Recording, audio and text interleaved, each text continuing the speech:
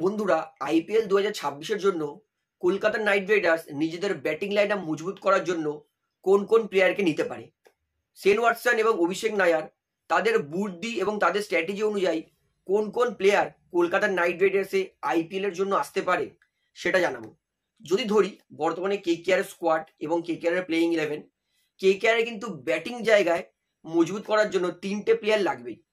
যে একটা হচ্ছে ওপেনার ব্যাটসম্যান, কেকেআর বহু বছরের সমস্যা একটা ভালো ওপেনার, সেটা কিন্তু অবশ্যই কেকেআর লাগবে।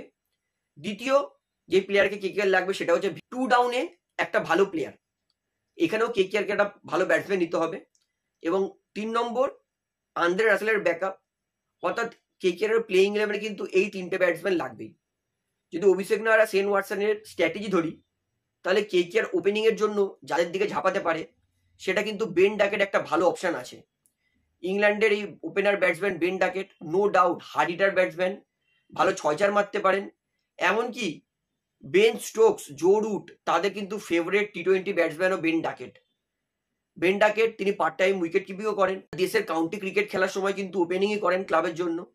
অর্থাৎ বেন ডাকেট কিন্তু তিনি একটা ওপেনার ব্যাটসম্যান, তার পাশাপাশি কিন্তু উইকেট কিপিংও করতে পারে। কেকেআর কিন্তু প্রথম টার্গেট বেন ডাকেট হতে পারে এবং তার পাশাপাশি টিম সাইফার্ট নো ডাউট তারও কিন্তু হার্ড হিটার ব্যাটসম্যান, বর্তমানে টি-20 সেরা ব্যাটসম্যানের তালিকায় তিনি টপ 10-এর মধ্যে আছেন। ভালো উইকেট কিপার, এতে কোনো সন্দেহ নেই। তিনি উইকেট কিপার হিসেবে আসলে কেকেআর কিন্তু বিহাইন্ড দ্য স্টাম্পস কোনো সমস্যা থাকবে না।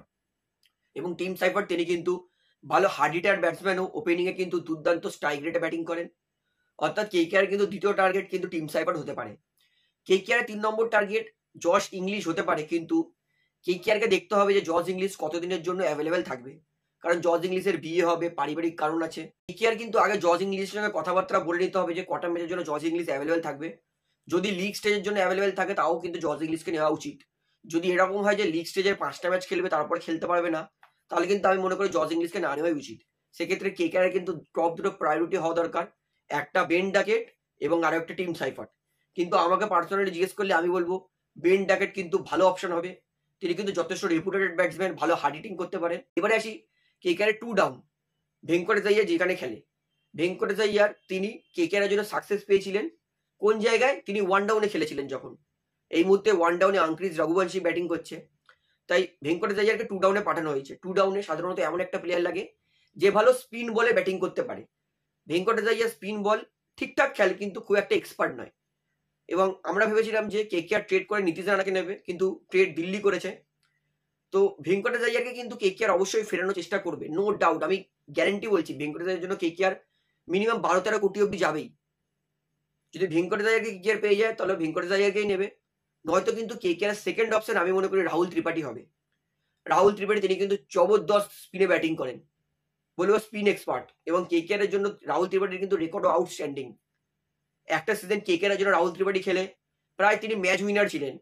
যেই সিজনে কেকেআর ফাইনালে পৌঁছেছিল সেই সিজনে কিন্তু রাহুল ত্রিপাঠীর বিশাল বড় অবদান ছিল কেকেআরকে ফাইনালে পৌঁছানোর জন্য। তাই আমি শিওর কেকেআর কিন্তু এই দুটো টার্গেট হবে নম্বর 2 এর জন্য, ভেঙ্কটেশ আইয়ার নয় রাহুল ত্রিপাঠী। আমি গ্যারেন্টি বলছি কেকেআর এই দুটো প্লেয়ারের মধ্যে একটা প্লেয়ারকে নেবেই। এবং 3 নম্বর প্লেয়ার যেটা আন্দ্রে রাসেলের ব্যাকআপ, সেটা কিন্তু আমি মনে করি ক্যামেরন গ্রিন হবেই। এবং কেকেআর এর কাছে যেহেতু 65 কোটি বাজেট আছে, আমি মনে করি ক্যামেরন গ্রিনের জন্য কিন্তু কেকেআর 20 কোটি অব্দি যাবেই। কারণ মিনি অকশন, কারোর কাছে অত টাকাই নেই। একটা হতে পারে সিএসকে, কিন্তু আমার মনে হয় না সিএসকে রাসেলকে ছেড়ে ক্যামেরন গ্রিনের উপর টার্গেট করবে, কারণ রাসেলের চেন্নাই চিপাক স্টেডিয়ামে কিন্তু যথেষ্ট ভালো রেকর্ড আছে। তাই আমি মনে করি ক্যামেরন গ্রিন কিন্তু কেকেআর 800 কোটির মধ্যে পেয়ে যেতে পারে। তো কেকেআর কিন্তু মিনিমাম এই 3 পজিশনের জন্য প্লেয়ার লাগবে। আপাতত কেকেআর এই 3 পজিশনের জন্য বেস্ট অপশন আমি আপনাদেরকে আরো একবার বলছি, ওপেনিং এ বেস্ট অপশন কিন্তু বেন ডাকেট আর টিম সাইফার্ট। নম্বর 2 এ মানে টু ডাউনে বেস্ট অপশন কিন্তু ভেঙ্কটেশ আইয়ার, রাহুল ত্রিপাঠী। এবং ফিনিশিং অলরাউন্ডারের দিকে কিন্তু রাসেল বা ক্যামেরন গ্রিন। আমি গ্যারেন্টি বলছি কেকেআর আমি যে 6টা প্লেয়ারের নাম বললাম এদের মধ্যে কিন্তু কেকেআর 2টো প্লেয়ারকে অবশ্যই নেবেই নেবে। তো বর্তমানে শেন ওয়াটসন আর অভিষেক নায়ারের স্ট্র্যাটেজি অনুযায়ী আমি মনে করি কিন্তু কেকেআর এই সমস্ত প্লেয়ারকে কিন্তু টার্গেট করবেই। এইবারে বলি আউটস্ট্যান্ডিং ফর্মে আছে রিঙ্কু সিং। বারে বারে এই রিঙ্কু তিনি শুধু বেঞ্চ বসে বসে গরম করেন, প্লেইং ইলেভেনে সুযোগ পান না। এই রিঙ্কু কি ভালো ফর্মে আছে আমরা দেখে নিলাম আজকের তিনি তার রঞ্জি ট্রফিতে তামিলনাড়ুর বিরুদ্ধে তিনি 176 রান করেছেন। তামিলনাড়ুর বিরুদ্ধে 186 করা কিন্তু মোটেও সহজ ব্যাপার নয়, কারণ তামিলনাড়ুতে কিন্তু 101 ভালো ভালো বোলার আছে। রিঙ্কু সিং তার জন্য খারাপ সবসময় লাগে যে তিনি বেঞ্চে বসেই থাকেন। এত ভালো ফর্ম নিয়েও তাকে বেঞ্চে বসে থাকতে হচ্ছে। এবং কেকেআরের জন্য কিন্তু আরো ভালো পজিটিভ আপডেট, সেটা কিন্তু হার্ষিত রানা, তিনি সাউথ আফ্রিকা এর বিরুদ্ধে ইন্ডিয়া এর হয়ে 3টে ম্যাচ খেলেছেন। 3টে ম্যাচে টোটাল 25 ওভার বল করেছেন এবং তিনি 7টা উইকেট নিয়েছেন এবং 4.80 ইকোনমিতে তিনি বল করেছেন। অর্থাৎ হার্ষিত রানা, তারও কিন্তু পজিটিভ আপডেট যে তিনিও কিন্তু ভালো বোলিং করছেন। তো এই ভিডিওটি এতটাই বলা ছিল, আশা করি সমস্তটা আপনারা বুঝতে পেরেছেন। তো ভিডিওটা এখানে শেষ করছি। ভিডিওটি ভালো লাগলে অবশ্যই লাইক করুন, কমেন্ট করুন, শেয়ার করুন এবং চ্যানেল মতো সকলকে একটা অনুরোধ করে রাখবো, যেহেতু এখানে আপনারা খেলার সমস্ত রকম আপডেট পেয়ে যাবেন, তো অবশ্যই পাবলিক ভিউ কলকাতা চ্যানেলটিকে সাবস্ক্রাইব করে বেল আইকন প্রেস করে অল করে রাখবেন। ধন্যবাদ।